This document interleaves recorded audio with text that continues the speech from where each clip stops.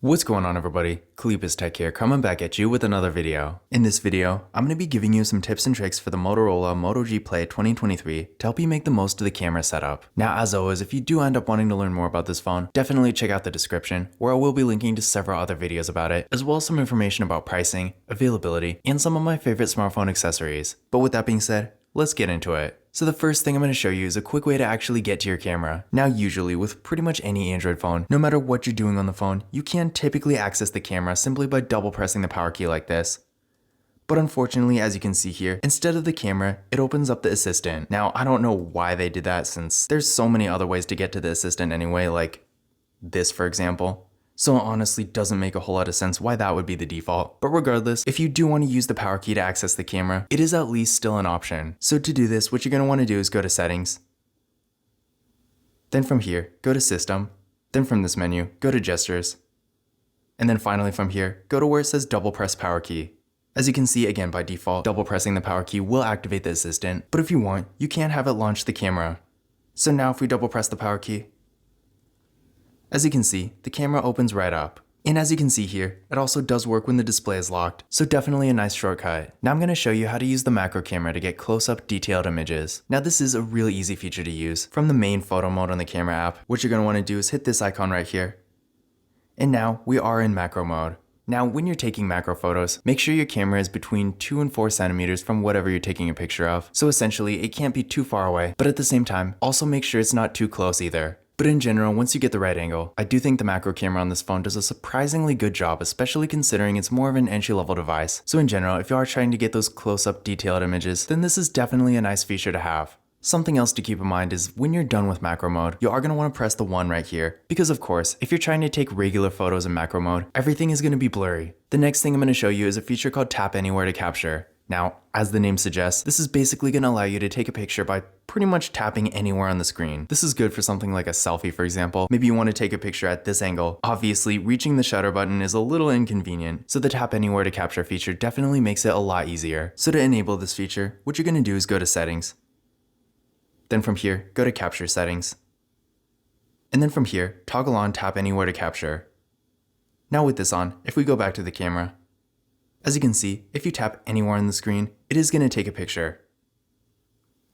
Now I'm going to show you how to use a filter. Now I usually overlook this feature just because I personally rarely use filters myself, but I was playing around with the filters on this phone the other day, and it turns out that with the right setting and the right context, they actually do look pretty cool. So with the Moto G Play 2023, if you ever want to use a filter in the main photo mode, go to this icon right here. And as you can see, there are lots of different options to choose from. Then when you find one you like, just hit the X right here, and that's pretty much it. Then when you want to go back to normal, hit the icon one more time, hit this button right here, and there we go.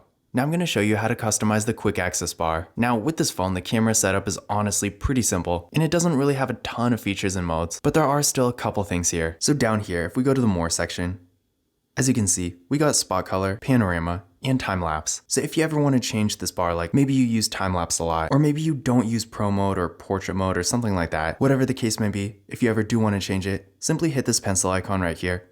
And now if you want to remove something, press and hold, drag it over here, and that's pretty much it. Then of course, if you want to add something, basically do the same thing. Then when you're done, hit done.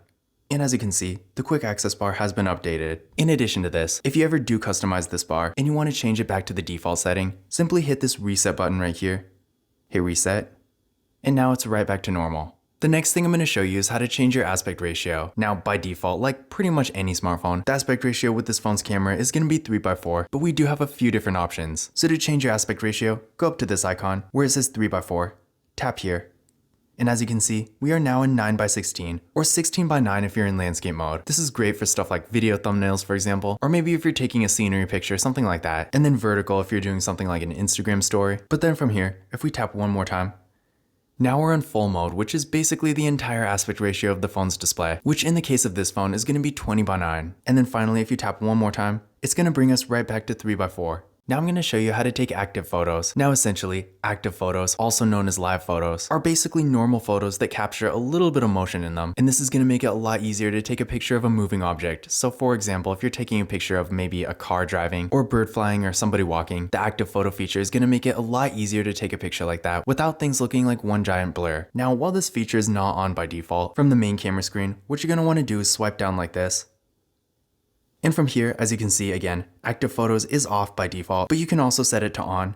And of course, when it's on, every picture you take is going to be an active photo, or you can set it to auto, and this is basically going to detect motion. So that way, if you're taking a picture of a moving object, the active photo feature will automatically come on. But when you're taking a normal picture of something that's not moving, then it's not going to activate. Now, in my experience, it doesn't really make a whole lot of a difference either way, because even if you take a still photo that's technically an active photo, it's not like you can't use that photo for anything. And I guess active photos technically do take up a little bit more space, but again, honestly, the difference really isn't that much. For me personally, I have active photos on at all times on my iPhone 13, and despite iPhones not having very good storage, I take photos all the time and I never have any issues. So the bottom line here is, when it comes to active photos, while the auto feature is cool, if you want to just keep it on, there's really no harm in it. The next thing I'm going to show you is how to use the grid lines. This is definitely a useful feature if you're trying to line something up, or maybe get something right in the center of the frame. Definitely a nice feature to have. I personally use it on my phone all the time, and turning it on is real easy. All you have to do is go to settings.